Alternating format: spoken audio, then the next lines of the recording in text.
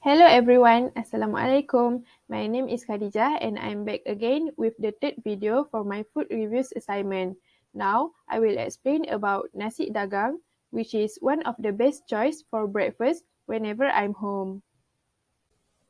First, I will start with the overview.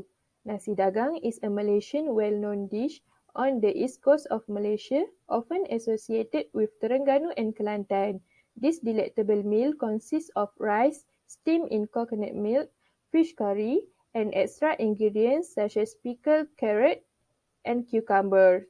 Depending on the area, you will notice a difference in the rice used. In Terengganu, locals use white rice, while those in Kelantan use beras nasi dagang, which is a mixture of white and brown rice.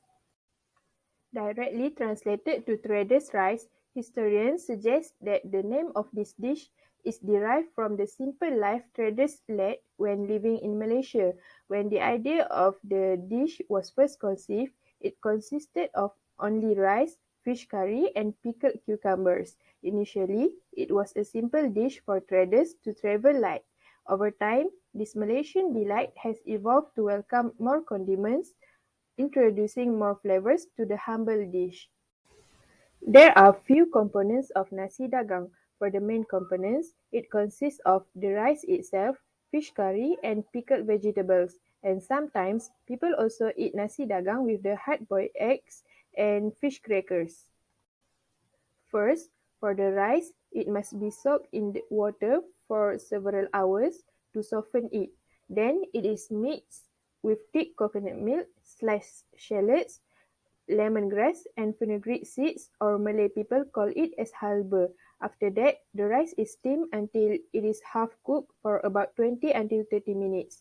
Then, light coconut milk is added before being steamed for the second time until the rice is fully cooked. This twice steaming method is to ensure a more creamy finish to the rice. Second component of nasi dagang is fish curry, which sometimes local people call it gulai darat.